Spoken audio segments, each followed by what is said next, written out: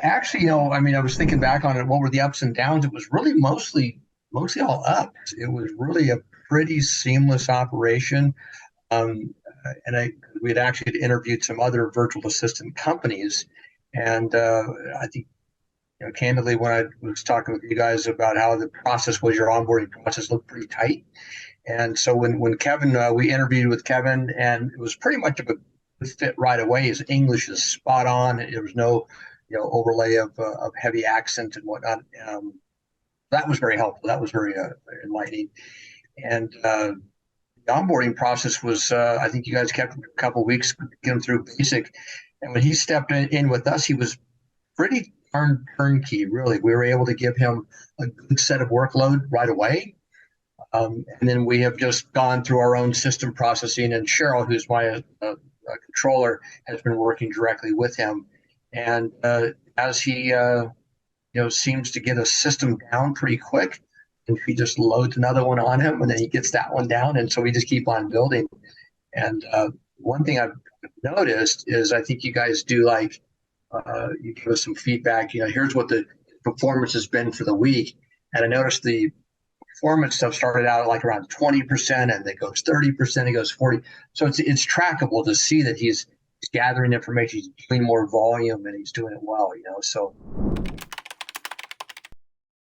we basically we all know when we log on to originally on to Zoom.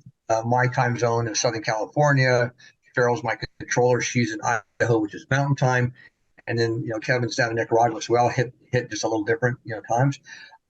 Pretty much, yeah. Morning huddles. It's usually we jump in each other's rooms as needed.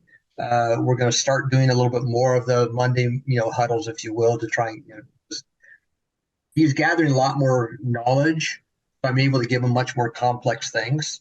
And that's kind of requiring a little bit more interaction, because before it was just very repetitive, task oriented. So he works very independent and gets along well, because he just basically starts on a list and goes down and gets it all knocked out. I have engaged him with, we use GoToConnect for the phone system. And yeah, it's like it used to be where he would send a follow-up email, a second, a third, a fourth. No, it's to a second call, just pick up the phone. And I'm confident that he picks up the phone and say, "Hey, Joe, this item is missing. Can you get it going?" And we're getting a lot better results with that. And like I say, his communication skills are really, really good. So it's pretty cool. Like he's a part of the team.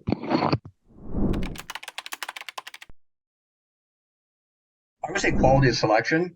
These are individuals that actually know about the business, and they have some sort of background. Like Kevin, when I talked to him, he had experience with, I mean, that was personal lines, were mostly commercial.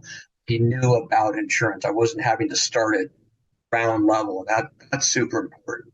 So having them step in with a working knowledge of the industry.